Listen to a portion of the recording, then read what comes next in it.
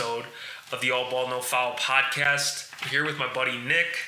Nick, it's been 2 days since we talked last. I know that we went over the Pelicans-Lakers Western Conference play-in game. We were in the middle of recording when the Warriors and Kings game went, so we're going to talk about that game today, and then we're also going to talk about the Eastern Conference play-in games, which both happened yesterday. And Nick, I just got to say, man, it's great. Playoff basketball's here. We are ready to really get into the best part of the NBA season. Oh, absolutely, man. We're definitely looking at this. Is definitely the best time of the year for the NBA.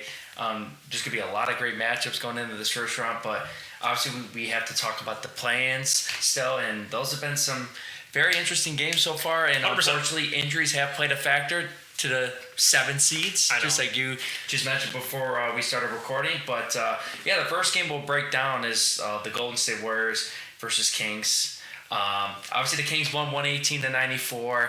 I think it's because Grimm took the Warriors. He can't stand the Warriors, so I think that's why the Warriors played like crap. But I wanted to dive into these team stats because when you look at the stats from top to bottom, besides they both had 34 defensive rebounds, the Kings owned them in every single category. So, for example, the Warriors' field goal percentage was 41.3%. Their three-point percentage was 31%. Free throws, they shot 78% from the free throw line. They had 42 total rebounds, 8 offensive rebounds, 34 defensive rebounds, just like I mentioned. They had 19 assists, 3 blocks, 5 steals, and 16 turnovers. But when we look at the Kings side of the stats, they had a better field goal percentage. They shot 43.9%. They had a better three-point percentage. They shot 46.2%. They had a better free throw percentage. They shot 93.3%. They out-rebounded them. They had 49 total rebounds. What killed them, too, is they had 15 offensive rebounds. They owned the glass on both sides of the floor. They had the same amount of defensive rebounds, but they had 28 assists. That's more than what Golden State had. They had 5 blocks, 10 steals, which is more than what Golden State had, and they only turned over the ball 8 times. I gotta say, Nick, it definitely felt like a great revenge game for the Kings on Tuesday night. And one thing that really stood out to me is Steph just didn't have it that night.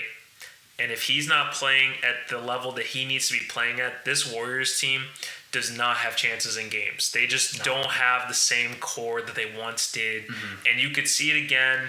I think that something that I said on Tuesday was a lot of times bigger sports networks really want to talk about the Warriors because of that dynasty era that they had. And I feel like the dynasty has really ended since 22. I think that last ring was truly the end of the dynasty. I think when they lost to the Lakers last year in the playoffs in the second round, you could just tell that team is just not at a level where they can compete against some of the best teams in the West. And the Kings just looked like a better team on Tuesday night. In the second half, you could tell the difference between the two of them. And the Kings are missing their third best player in Malik Monk. Because of his MCL. Keon Ellis, he had a great game. 15 points, 3 made threes. De'Aaron Fox, I think, has proven that he was a piece to keep in Sacramento. I know I've harped on this many times on this podcast about how they should have kept Halliburton. That I thought it was a mistake to keep Fox over him. But De'Aaron Fox has been great. I think Sabonis had another great season this year. He broke the double-double record. An all-star. He should have been. I know he got snubbed. I think he was really the one guy in the West that got snubbed. And I feel like everybody else that made it felt like they deserved it for the most part. I think the Lakers having 2 All-Stars being the 9 seed, I didn't agree with that. But then again, it's the Lakers, it's LeBron. LeBron's always going to make the All-Star game no matter what. And AD was having healthy. He's going to make it every year too because he's just going to pop stats. But I just want to say to this, Nick, I think you make some great points statistically. I just think that the Warriors, again, they don't have size. They don't have shooting. Which is insane to say the Warriors don't have shooting. But Klay Thompson, man, rough. 32 minutes, you scored 0 points. You had Twitter AI news thinking that you were throwing bricks in people's houses on Tuesday night. So I think Klay's gone, man. I know that that's a question that I was going to ask you too, but was that the last time we saw Draymond Green, Steph Curry, and Klay Thompson on the court together? It should be. So you think that they're going to come back? It should be, but who knows what's going to happen? Because you saw how the post-game interviews Steve Kerr got on there. Obviously, Draymond, Steph. Yeah. They want to keep it intact. They want to finish their careers together. Obviously, Steph always mentioned that he doesn't see in his mind that he'll be on this team and there's going to be no Clay or no Draymond. But they do need to break it up, and I think Joe Lacob is going to waste no time but to break this up. I don't think they're going to pick up Chris Paul's option. I think that's about over $40 million. And they're well over the luxury cap, so they have to lower that. And I think getting rid of Chris Paul, and I think if I'm the Warriors, I would do a sign and trade. I think there'd be a lot of teams interested in Klay Thompson still.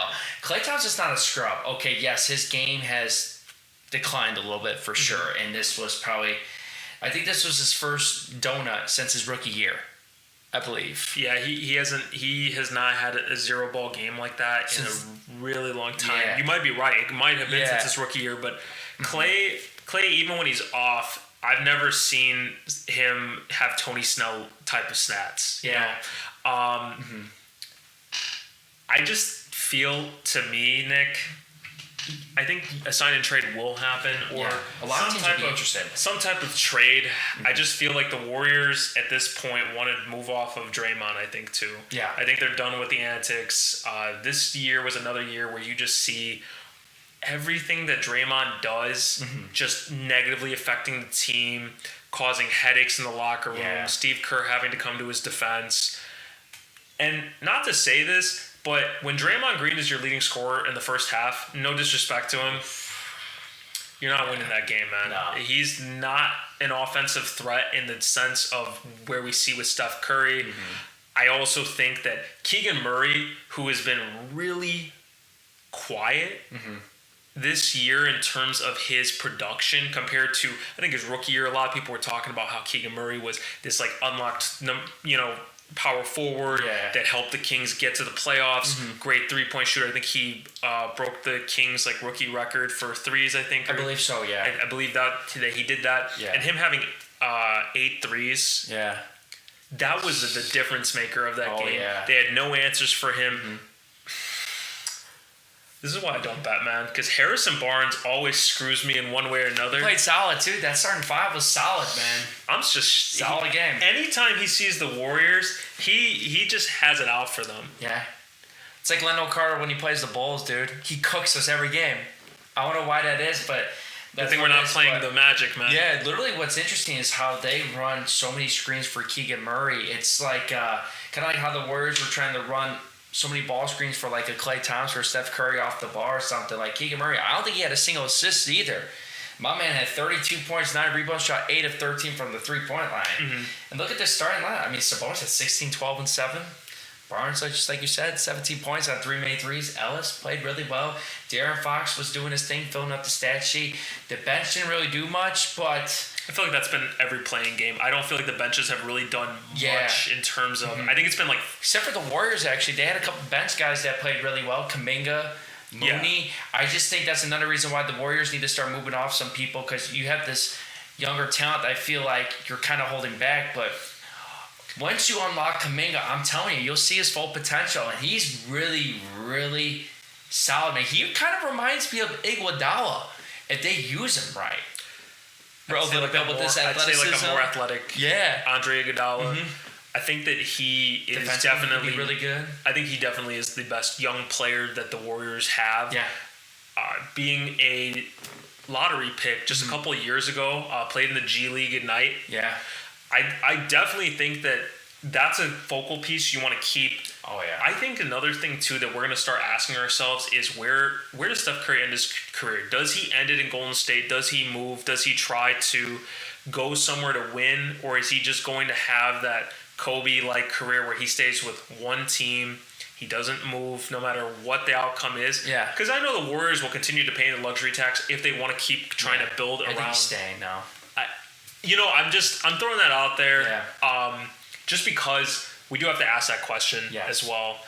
So you think he's staying? Yeah, I think so too. And I think Joe Lacob in that front office had understands that. Yeah. You don't know how many more good years left of Steph that you have. Obviously, I think, how old is he now? He's 36. He's 36. He's 36. He's not that much younger than LeBron. Like, his shooting hasn't gone anywhere, but when it comes to like maybe his athleticism or being able to create more separation or maybe be able to get to the rim, you might start seeing little declines here and there. But as long as the shooting's there, I mean, I think you'll still be able to put up pretty decent numbers. But yeah, you saw a huge decline in Clay and Draymond, and you can't afford to pay them so much when you're not even making it out of the plan anymore. You have to be able to get younger guys that are willing, to play both sides of the floor, obviously, to be able to be available every night, no ejections like Draymond Green. And you can find shooters cheaper on the market than Klay Thompson. I think Klay's more like a legacy at this point. Mm-hmm. You're going to be paying him really because of what he's done for you in the past, not what he's done for you lately. Yeah. I also think that Mike Dunleavy being the GM now for the Warriors, I think he's going to make a couple smart moves for them. Yeah. Try to get underneath the salary cap situation because that apron was really made to stop a team like the Warriors from repeating what they did with Kevin Durant. Yeah. I think another thing too, when we look back at this Warriors team, and something that Reggie Miller really brought up a lot during the game was you just kind of saw how they looked uncomfortable in terms of just like the shots that Steph Curry was just kind of settling for. Yeah. It just was like, why settle for that shot? But it's kind of like, at this point, teams know how to play Steph Curry, and they know if nobody else is going to really be a factor for the Warriors, they're just going to double stuff and force him to just settle for a 28, 27-foot jump shot because who else is going to do it? I mean, especially when Clay is giving you a donut. Exactly. Yeah. Draymond Green is not a shooter. I know he's had a couple games this year where he's shot well from the three, but he's not a 3-point factor. Jonathan Kuminga isn't a 3-point sniper. Podziemski is decent at shooting the three. Yeah.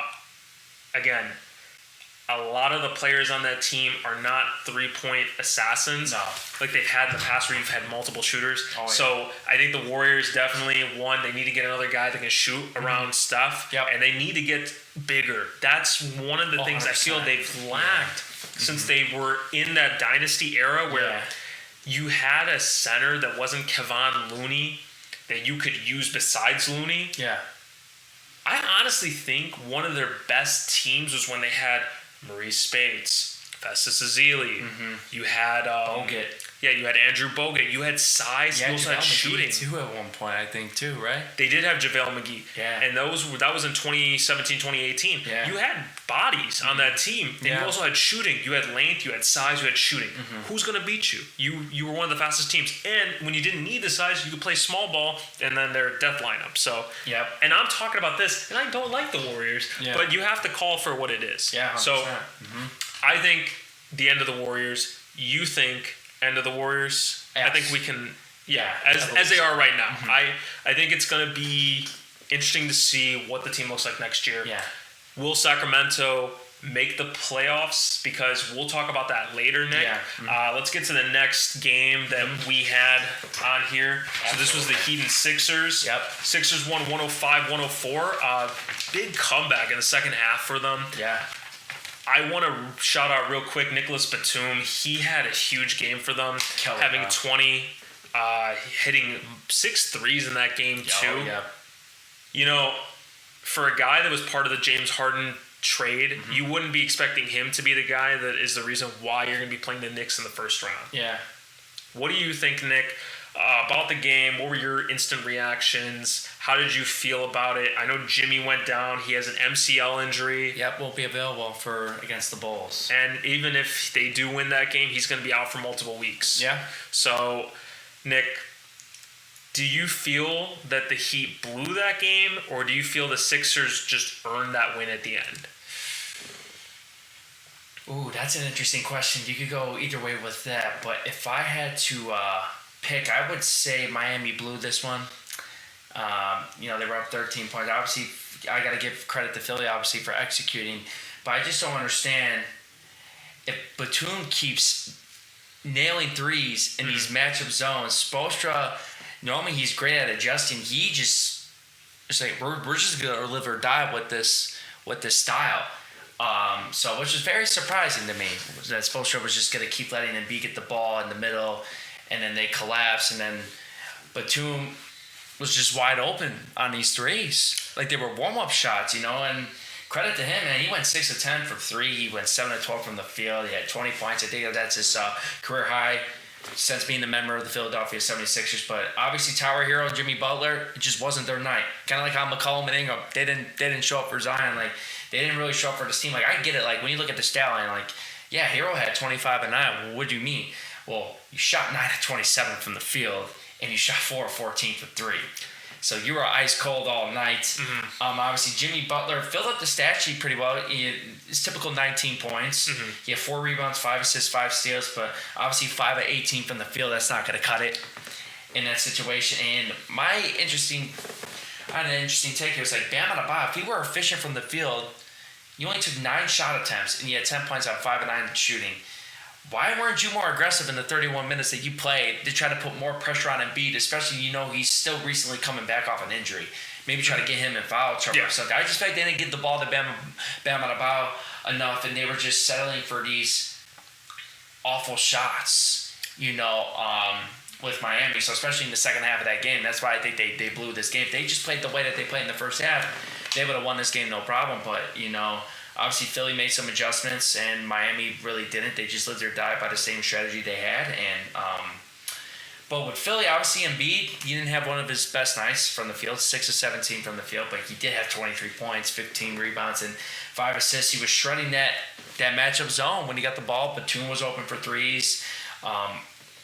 Maxey was off 6 of 16 from the field. He had 19 points, 6 assists. Obviously, Batum, we talked about Batum. Mm-hmm. He was the X factor in this game. He was the big difference maker in this game. And obviously, when you look at a game that's 1 or 2 point game, right? When you look at it, one of the key factors you have to look at is free throws. Philly knocked down 21 of 23 from the charity strike, and obviously Miami went 14 of 19, which isn't too bad. But obviously, you gotta look at those when it comes to games like that. And obviously, Philly just was better at executing the second half of this ball game. Yeah, and I think, too, something else that I felt in the first half was Miami did everything that they needed to do to put themselves in the position to win. Yeah. So one thing to note is that in that first quarter, it felt like both teams offensively sucked. Yeah. They were missing all their shots, careless turnovers. Something else, too, that I just want to add, I know you talked about Jimmy being 5 of 18. Yeah. Now, to be fair, I think that the MCL injury plays a factor. Oh, yeah. Kind of, your shot selection, the type of shots that you're taking. He can't get to his spots because his knee is just bothering him. And you could see it. Even on the defensive end in the second half, he just kind of stood there at times. And that was something else that was being called out on the broadcast is you just hear them talking about how Jimmy just doesn't look right. Yeah. I just think that the Miami Heat's offense has really been it's not there. It's not there. They don't have a true point guard, so you don't have a guy that's playmaking for everybody. Yeah. That's one big issue that they have. I get that they traded for Terry Rozier, which I know we both said was a good trade for Miami. Yeah. Where was he last night? Was he out? He wasn't playing, was he? I don't believe so. No. I think him not playing. Yeah.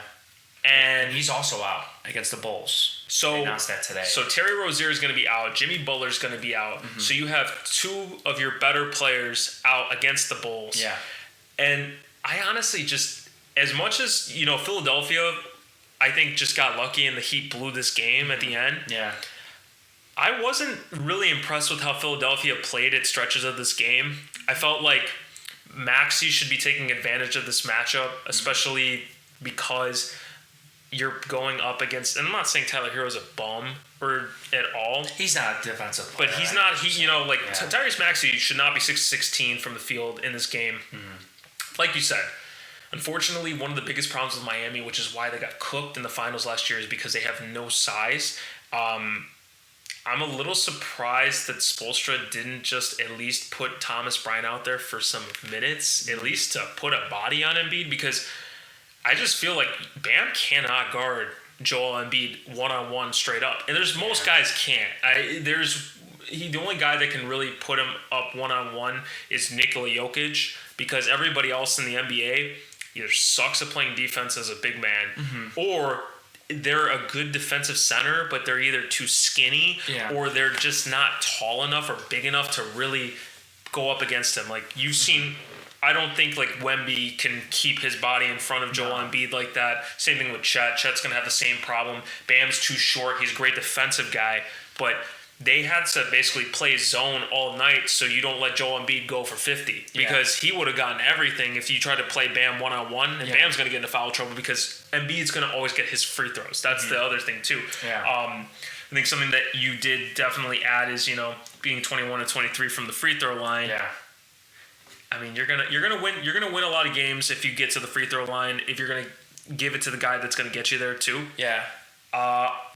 I also want to add that Bam Adebayo, I definitely agree, has to be more aggressive and assertive in terms of his offensive game.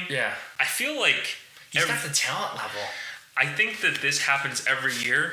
We always talk about how Bam Adebayo is this all-NBA type of player. He's putting up great numbers, playing both sides of the ball really well. When the playoffs start, I just feel like his offense just disappears, doesn't exist anymore.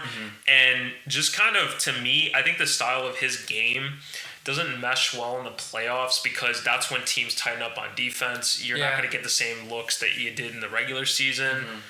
I think that's another thing too that I just want to add real quick to it. Another thing too, especially in the second half of that game, the refs were letting them play.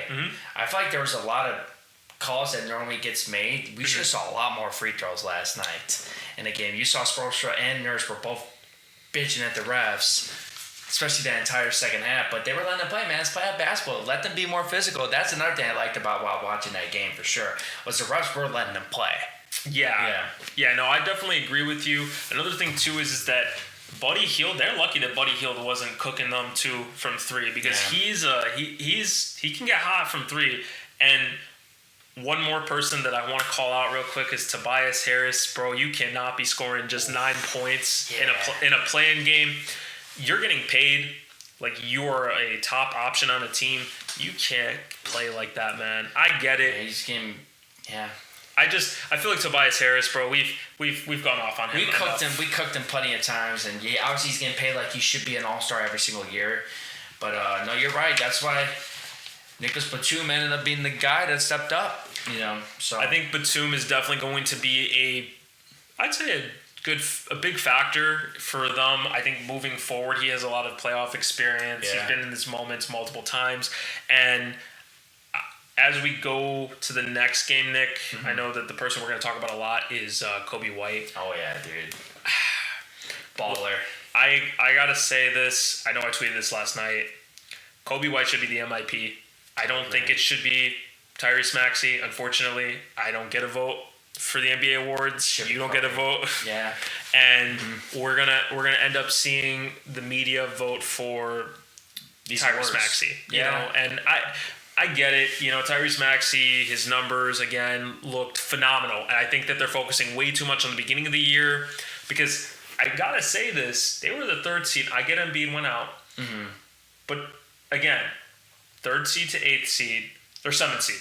7th seed, yeah. 3rd seed to 7th seed, right? And the Bulls were 13th in the East. They were 5 and 13. Kobe White turns it on. Ends up not even doubling. His points per game went up by 10. Yeah. First year as a starter. Close to 20 points a game, right?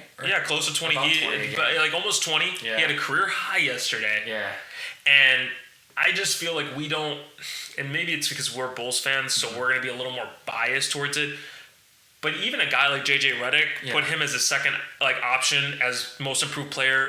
I know ESPN's broadcast talked about it yesterday too, of how he should be the most improved player, but probably won't. Yeah. Because everybody knows that the media is not going to vote for him.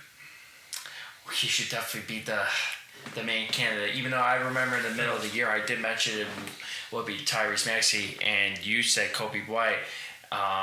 If I had the opportunity to change my answer, I would, because it should be Kobe White. just because Tyrese Maxey was already a starter. He already averaged 20 plus points per game the year before. Kobe White, this came out of nowhere. Yeah. No one saw this coming, especially this past offseason. He signed for 3 years, only $40 million. This is a favorable contract. If he waited to play that last year out, this man would have been getting paid $25 plus million per year after this year. He probably would have signed a 4-year, $120 million contract. This guy got a serious bag. So we're really acting like Kobe White didn't just, I'm not gonna say like fleece his own value, but he now in the retrospect that's a bargain contract. Yeah. I just don't like that this core is going to remain intact because if they do win tomorrow against Miami, you and I both know that AK is going to say, let's run it back. Let's run it back. To talk more about the game, though, Kobe White, best player on the floor last night. Best game as a Bull in his career. Yeah, and I know that they kept talking about how the play-in stats don't count, but you got to count that, man. The 42 points, career high, had 3 threes, 9 rebounds, 6 assists. I mean, the place was electric. We love the United Center during the playoffs. Great atmosphere. Again, going to be biased here for a second. It's one of the best home crowds in basketball. Chicago fans are some of the most loyal and diehard fans. We are fans of the Bears, and the Bears suck a lot. Yeah. But we all still come out and watch them play, even though we all tell ourselves, we're not going to watch them this week because they suck or they pissed us off enough, but we still keep coming back. Yeah, no, 100%. And obviously, the Bulls won the game 131-116. Not much defense was played at all in this game. No. But I want to dive a little bit into the Hawks. What's very interesting is when you look at the box score, notice that Trae Young took the least amount of shots out of the starting group. He went 4-12 last night. Yep. But credit to him, he did go to the free throw line. He had 13 attempts, made 11 of them. He had 22 points, 10 assists, but only 4-12 from the field. They kept it real quiet, especially in that first quarter, man. He had, I think, 1 point. He turned over the ball 5 times in the first quarter. Trae Young was really struggling. And it's interesting, they lose by 15 points, but the Hawks did have 4 players in the game that had 20 or more points. Trae Young, DeJounte Murray had a good game. Bogdanovich and Clint Capella had a really good stat line as well, with the Hawks. But, I think the injury of Jalen Johnson was too much for them. And the Trae Young, DeJounte Murray pairing doesn't work. So my question to you is, are they going to break this team up? They should. I don't see... So, something that was talked a lot during the duration of the season was DeJounte Murray getting traded. I think Atlanta has kind of been in a weird situation for a while now. I think when they traded for DeJounte Murray, people didn't put an expectation, but they were a team that was supposed to be better. Yeah. And they've been in the play-in now for a second straight year with this core, and I don't feel like they've gotten any better. I feel like they progressively have gotten worse. They got worse. And I understand that Trae Young was hurt, so that could also be affecting the record. Johnson too. Jalen Johnson, and I just don't like this core. I think that they got extremely lucky when they made the Eastern Conference Finals in 2021. That was because of poor coaching and the Sixers just not being Doc Rivers for you. Yeah. Doc Rivers' story of his life, right? Blowing leads. That's never a surprise. But Ben Simmons apparently can't dunk on Trae Young, so. Well, that and Ben Simmons' back apparently goes out every 10 games, and we're already seeing his comeback videos of how he's going to do it again. Shout out Ali. I'm sorry, but I don't know why you're a Ben Simmons fan. He was high on the Nets this year. I won't forget that. Didn't he have him as a number 4 seed? He didn't even make the plan. Yeah, he loves. It started as a joke, and now it's an actual thing. He loves Ben Simmons, and I got to give him at least props that he continues to root for him, even though we all know that Ben Simmons is going to not play a majority of every season. Yeah, and obviously he's a huge fan of this podcast, so Ali, giving you a shout out here. Sorry we had to roast you a little bit, but... So we got. Hey, it's okay. It's okay. He knows in our group chats what he does. So but no, shout out. We always appreciate you listening and giving us feedback on our podcast. Yes. Definitely want to have you back on again.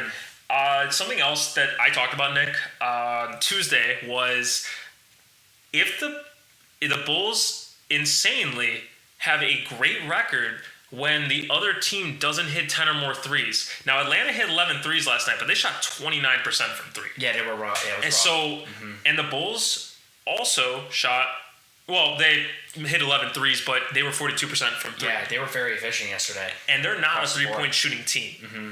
But you saw yesterday Andre Drummond, who was a game-time decision. I really have appreciated Andre Drummond. I know that he's had energy.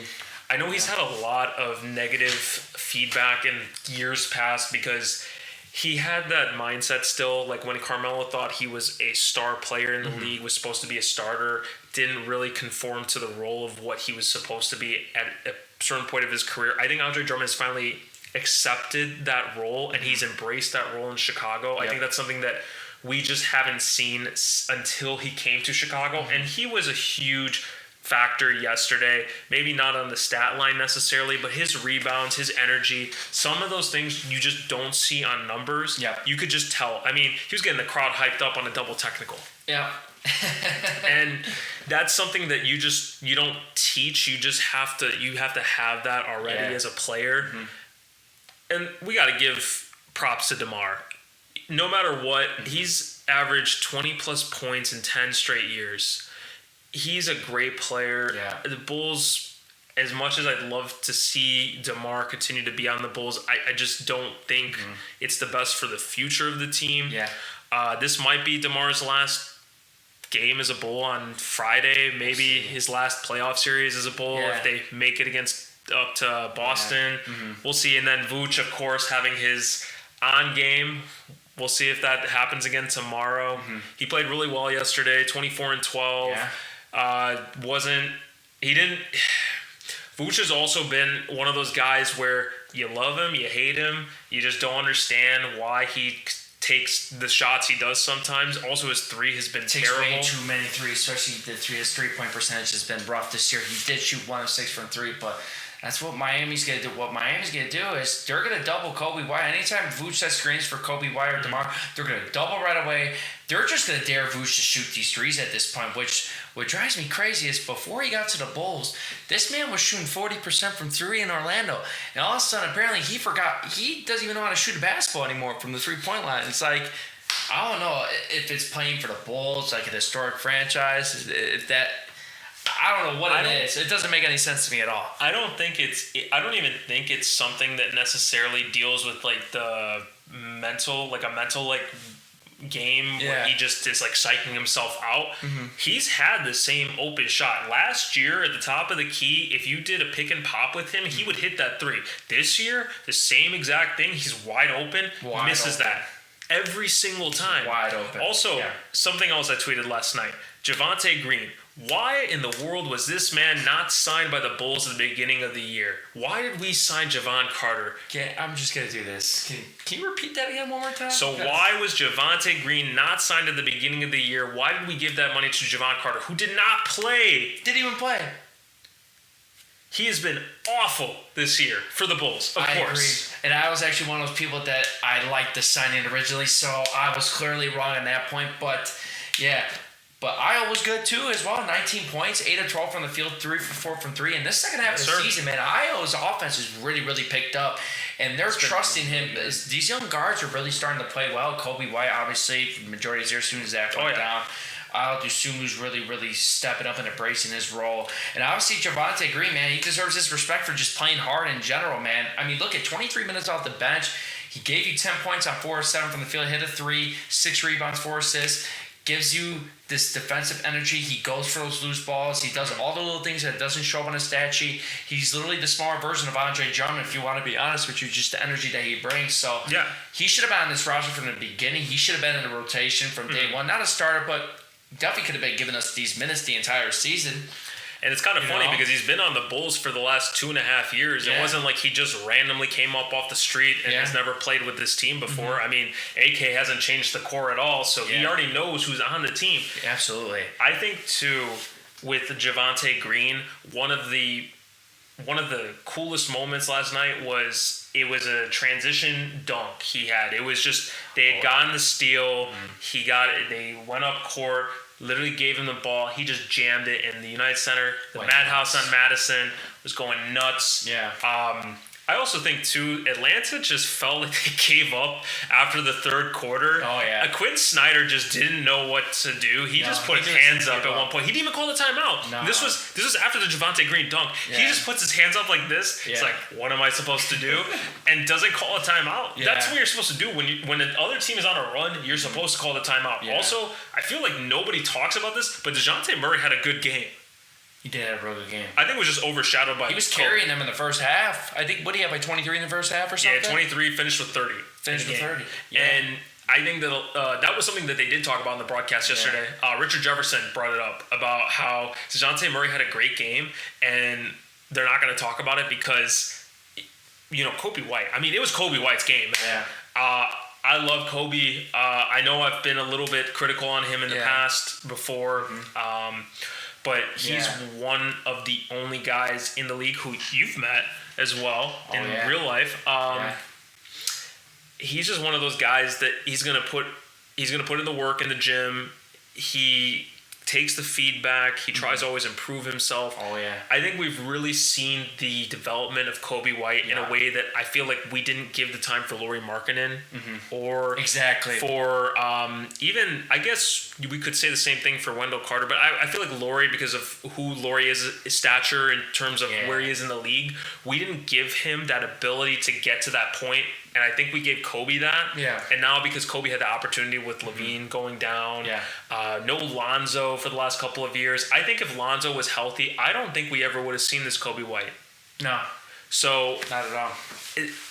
These are the times where opportunities happen, and these are where players that probably never get those chances. Yeah. They end up being great players. Yeah. With Kobe going into this year, we always knew he could shoot the three. Mm-hmm. He was known as like a streaky shooter's games like a few years ago. He'd get hot, and there's games where he can't hit a three to save his life. This year he's been obviously more consistent from his perimeter game, but what's really helped is his ball handling's gotten a lot better. His layup package, finishing at the rim, has gotten a lot better. Yeah. And just like every facet of his game, he's really gotten a lot better, and he embraced the opportunity that he got, man. So shout out to Kobe White, shout out to Ayo Dosunmu, shout out to Javonte Green. DeMar's going to do his thing. You never know which Vooch you're going to get. I got a question for you, though. What's up? Last year, when the Bulls won in Toronto, DeMar's daughter was there, but couldn't go to the game in Miami last year because she had to go to school. Will DeMar's daughter be at the game in Miami this year, you thinking? So she could be screaming while the opposing team's going to shoot free throws? Or I think DeMar's probably going to have her stay back. I think after all the death threats that she received last year. She wasn't there last year. You got to make it right. I get it that in terms of a secret weapon, I'm all for it. I'd put her on the bench. I'd give her a bullhorn too, and just have her screaming that thing when free throws are happening. I mean, what are people going to do? Attack an 11-year-old girl? I mean, that's pretty messed up. So, I mean, if we can, why not? Why not? I think I'd put her on the team playing.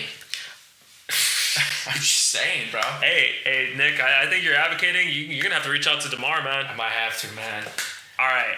I want to say this real quick before we move to some just predictions for tomorrow's playing games for the 8th seed. Yeah. I know you've said this about Atlanta. I do think they're going to blow it up. I think that either one of DeJounte Murray or Trae Young is going to be gone. That's going to be my hot take for this offseason. Now, where they're going to go, I have no clue. Yeah. The Lakers pulled the trigger because apparently they have this third star they want to bring in with LeBron and AD this summer. Everybody, but again, I just feel like they're always talked about. Yeah. But we don't know. LeBron's 39. I wouldn't put it past them. It always seems like they just decide to just go for it. Yeah. So we'll see. But I don't think this team is going to be the same team you saw this year. If I were Atlanta, you got to move some players. You probably get more value for Trae Young because of his name and who he is than necessarily DeJounte Murray. Mm-hmm. But if I were to trade for a player, I would probably want DeJounte Murray because of its defensive ability. Not, and he can offensively, he's pretty solid, but he's going to be a 3 option on a team. I think like that's what he really is, and that's the best role he can play. I hear you. I just think Trae Young is too ball dominant, and I feel like teams are slowly, obviously they're figuring him out now. And when you play him so up, and that's when his turnovers get up, and he has too much of a high usage rate he's just not talented enough to have the usage rate so high. Like, it's okay for Luka. Sure. Luka's just different. Well, Luka's also a lot bigger guy that can get to the rim and finish with the best of them. Yeah. Trae Young is a smaller framed guy who really relies off shooting threes, and also before the foul baiting was just really a no-no anymore. He was doing that all the time. So I think that Trae Young has been figured out as an offensive player. Now, I mean, he'll still put up numbers though. Yeah. I mean, you can't stop somebody from doing like what they're able to do. Yeah. But if you put a body on him, it's a lot harder for him to score. I think that Atlanta's in a really hard crossroad right now. Obviously, last year, Nate McMillan getting fired, bringing in Quinn Snyder, and then you have kind of this DeJounte Murray. Do we want to keep him? He's too much money. We should move off of him. Trae Young. Does Trae Young want to leave? Is he going to stay here? You have a good young piece in Jalen Johnson. Yeah. DeAndre Hunter's been there. I just feel like they have, again, some pieces there that could be nice.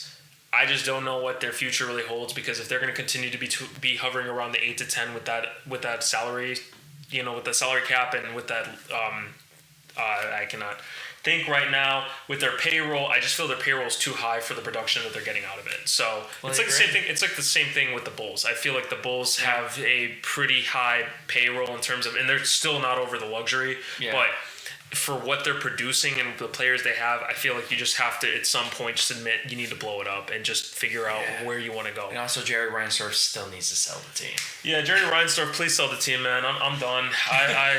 Michael Jordan retired a long time ago, and I'm sick and tired of your $16 beers, man. Please stop. Yeah. So let's talk about the 2 playing games for tomorrow. Yes. Let's give our quick predictions for it before we let this episode wrap up. Yep. So we have the rematch of the play-in game of last year for the 8th seed. It's going to be Chicago versus Miami, again in Miami, as it was last year. A lot of things are different this year. Last year, Zach LaVine was playing in that game. Zach LaVine was solid in that game. Obviously, Jimmy Butler was healthy when they played in that game. Yep. And another thing, too, was that Kobe White was not the player he was this year. And that Miami Heat team looks a lot different this year than it did last year. Yeah. So there's a lot of things. Nick, who are you going with? And what do you think about that playoff matchup 1-8 for whoever you think is going to win tomorrow? Well, this game's going to be interesting because obviously going into this game, Miami's missing their backcourt of Terry Rozier and Jimmy Butler. But guys like Tyler, they still got a talented enough team. If you think about it, I don't think Tyler Hero's going to have that bad of a night again, shooting again. I think he's going to be much better on Friday, which is scary because when he gets hot, that brother gets hot. You know what I'm saying? Enough. And obviously, Vooch not being a really good defender, I think Bam's going to have his way with him. And obviously, Bam could guard Vooch. You know what I mean? So, and obviously, Jaime Jaquez Jr. has been really, really solid for them this year. Yeah. Obviously, they got some players like Caleb Martin. They got some guys on their team, but with those injuries, man, I might actually have to go with the Chicago Bulls, get in their revenge, just like how the Kings just got their revenge on the Warriors. It's true. So, Kobe White's going to do his thing. Now, it's going to be very interesting to see how Miami's going to defend Kobe White and DeMar, because I feel like you're going to see a lot of double teams coming in. They're going to force guys like Aldo Sumu. Hopefully Alex Caruso's going to be available to knock down threes, and guys like Javonte Green they're going to leave open. And I think it's going to be, what comes down to it is which role players from either the Bulls or Miami are going to play better. I think the role players are going to determine the outcome of this game. I definitely agree. I think if Alex Caruso plays tomorrow, I think the Bulls will win. Yep. It's it's going to be hard for me to say they can win without him. I mean, he didn't play a huge amount of minutes because of the injury yesterday. Yeah. And they still won in a convincing way against Atlanta. But Miami's not Atlanta. Yeah. We do need to put respect on Miami here. They're still a good team. They're the defending Eastern Conference champs. Still got Spo. Spoelstra's a great coach. Even without Jimmy and Terry Rozier, the game is still going to probably be close. I could be totally wrong about this, and the Bulls end up blowing them out, and we look like idiots for what we're saying. Too excited about them. I have to be cautious with the Bulls because last year they were 2 minutes away from making the playoffs and being the 8th seed. They would have played the Bucks in the first round. That's true. So, again, I'm not saying that the Bulls would have been the Eastern Conference champions by any means. Oh, and no. I don't think that they even would sniff even a first round playoff series win because they're going to get cooked by the Celtics if they win. Oh, I agree. Yeah, it's not going to be fun to watch it. I think the Bulls will win tomorrow because of the injuries to Miami. I get it. I think it's going to be a close game. I just think that Chicago they just have better players that are healthy right now. Like Jimmy Butler's the best player between the two teams, right? I think we can agree on that. Yeah. I think Kobe White's the second best player in this series because I think DeMar is at that point where I think he's still good, but I think Kobe White has been the best player on the Bulls this year. I agree. That's another question too. Is like, see what happens. How much better the Bulls play when they just let Kobe White have the ball in his hands to just operate the offense and see, because DeMar takes last shots, because I love DeMar. You know, he's one of the best isolation scorers in the game, and his mid-range game is still on point. But I just think sometimes we get to the point where he just forces a lot of jump shots instead of letting the game just come to him. If he lets the game come to him, he'll still get easily 20, 25 points. Just let Kobe White run the show. If you let him run the show and have all the confidence in him, I'm telling you, man, he could definitely have another high, maybe 27, 28 points on very efficient from the field. But just like I said, though, I think it's going to come down to the role players, I think. Ayo, Javonte Green, Alex Caruso, we need some perimeter shooting from three besides Kobe White in this game if you want to win this game. Yeah, I would say that Ayo is going to definitely have to be one of those X factors in this game, too. Miami's not a great three-point shooting team. No. They don't have Max Strus like they did last year. I know Duncan Robinson, I don't think he even played or sniffed the floor yesterday. No. I know that he has been like one of their best three-point shooters in the Jimmy Butler era. You know, Caleb Martin's a streaky shooter and stuff, but they just don't have guys like Gabe Vincent. They don't have Gabe Vincent. You don't have Max Strus like you did last year. So you're missing two guys that were really providing your three-point shooting. For them, yeah. So when you don't have those guys and you've kind of gotten a little bit worse than you were last year, I do think that Kevin Love needs to play well in this game. Yes. I think he's going to have an advantage in this game because nobody on the Bulls really plays defense. And I think that if Miami figures out, and this is the biggest... Hunter Povuch and pick and rolls, the Bulls are in trouble. Yeah, and also here's the other thing too. If Tyler Hero is going to be your point guard tomorrow, he needs to just dissect the Bulls in the middle of the court. And what I mean by that is you just cause the Bulls to collapse, and I promise you are going to have one guy wide open in the three because the Bulls do not know how to recover or pick up on a guy. I swear to you, when we went to that Pacers game, what did we see a lot of? And while the Pacers didn't hit those threes, Tyrese Halliburton should have had 9 more points than what he ended up finishing with because there were some wide open shots where it just makes no sense of how they missed that. You cannot play defense like that, and in the playoffs, you are going to regret doing that. 100%. Which is why they would lose to the Celtics in 4. I don't even think they'll win a game. Even last episode, I picked Atlanta to beat the Bulls. Now I'm picking the Bulls to beat Miami. I wouldn't even be shocked if Miami still won this game, to be honest with you. So, yeah, I am picking the Bulls. I'm going to pick the Bulls. I'm not fully confident in it, but I'm picking the Bulls. I'm picking the Bulls just because of health. That's the only reason I'm picking them. If Jimmy Butler was playing, I would say the Heat win this game. Yeah. And if they had Jimmy and Terry Rozier, I'm picking the Heat. Maybe they would have even won yesterday if they had just had Terry Rozier. We don't know. Yeah. All right. So I think that we both agree.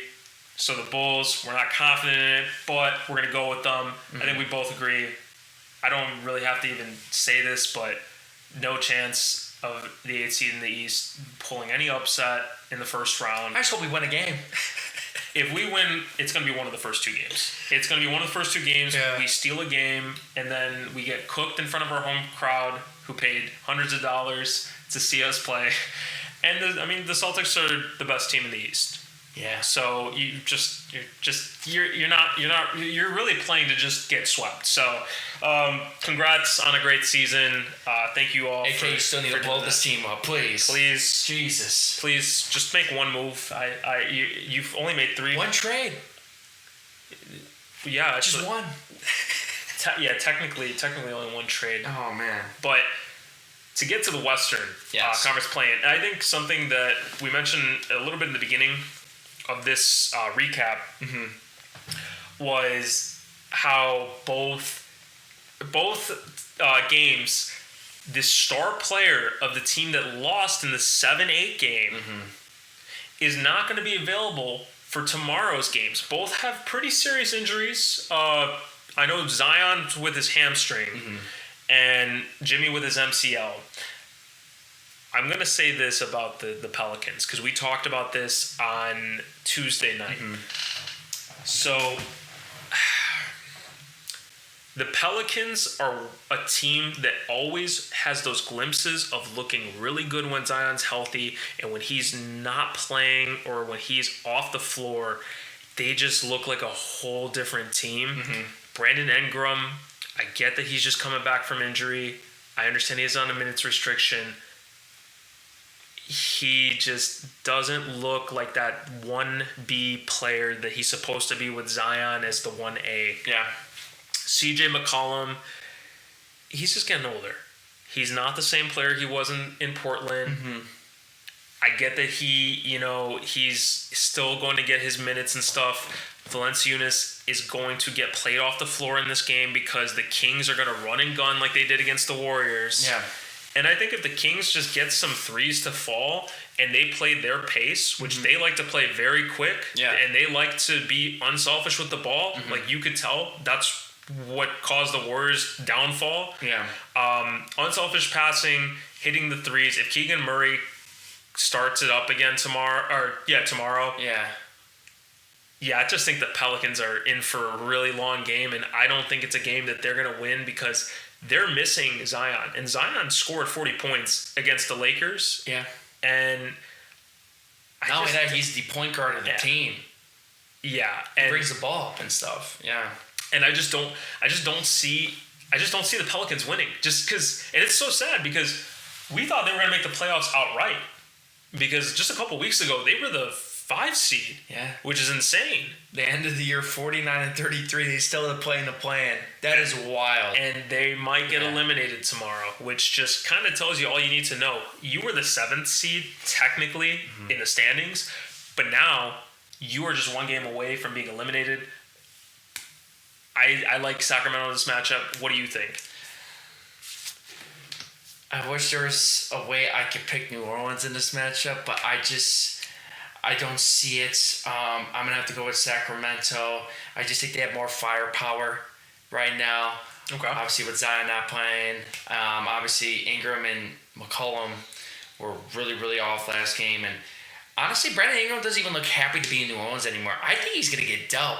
I think he's going to be gone after this year because I think the Pelicans will lose tomorrow.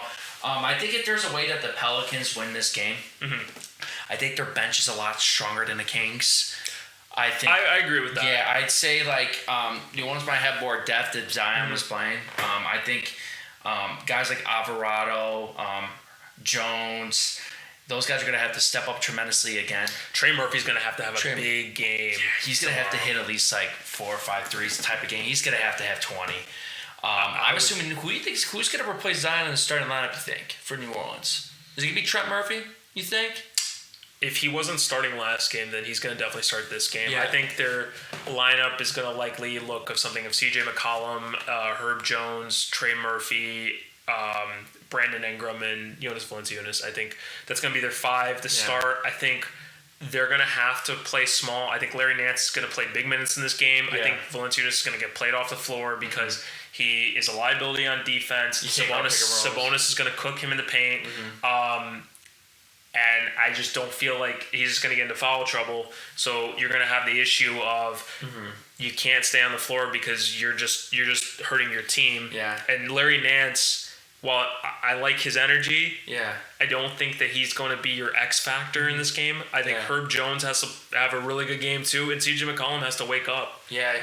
I wonder if the Pelicans would actually start Alvarado in this game just to be able to guard De'Aaron Fox. Be smart. And you put Herb Jones on Keegan Murray.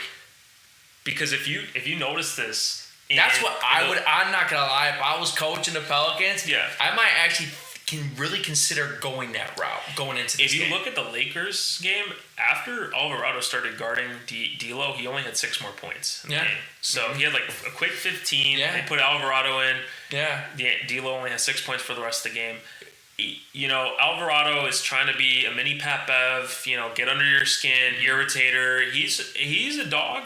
I like his energy. I like his grittiness. Yeah. And he really knows how to just be in every single play, be an X factor for your team. Yeah. He's going to have to definitely do that because one of the biggest reasons why the Pelicans made the playoffs 2 years ago was because of a guy like Jose Alvarado who really gave you big time minutes. He was even shots too. I mean, they ended the Clipper season that year in the play-in. Yeah. So I think it's possible.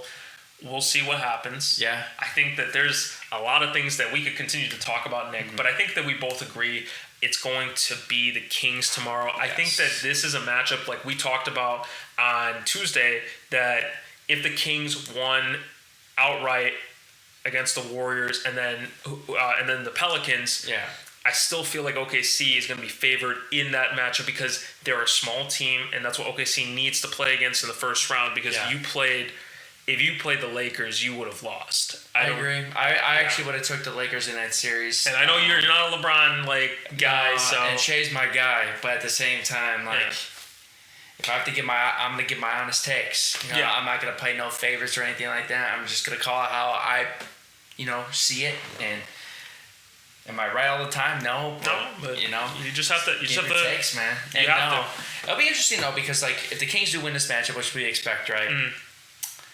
I think they could at least push it to 6. Might even go 7 against Oklahoma. I think Sacramento is talented enough to compete. I think Sacramento is going to be. Yeah. It's going to be a fast-paced series. Yeah. I think that there's going to be no defense played, but I do think that it'll be an interesting matchup. They would rather see New Orleans. Yeah, especially with no Zion. Yeah, he probably will not be available for the entire series. Yeah. I think that the Thunder kind of get to rest easy knowing they don't have to play the Warriors and Lakers. Yeah. So I think that's going to be, for them, it's going to be a good test for them for a first time in the playoffs. Yep. Playing in the series with this team and SGA getting more playoff experience. But guys, we appreciate you again listening. Let us know what you continue to think about the recaps. We are going to definitely do this to also do for tomorrow's game, so we'll probably have that out on Saturday for you. So continue to listen, subscribe, share, comment, let us know your thoughts as well. We do also want to announced that we are going to do a playoff bracket. So this is on ESPN, but we invite anybody to join.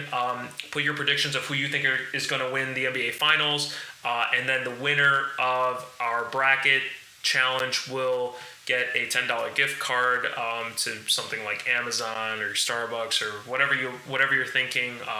So definitely join, and we'll have the link down below as well. To our video, so just let us know. And Nick, playoff basketball is here. Yes, sir. We're gonna have a lot of content coming out. Yep, can't wait, man, to keep diving into these games, these series, and can't wait to get into the episode where we have our playoff bracket and see who has a better bracket this year. All right, man. You know what? You're on, bro. All right. All right. Let's see it. All right. Thank you guys again for listening. Have a good rest of your night, and we'll talk to you soon.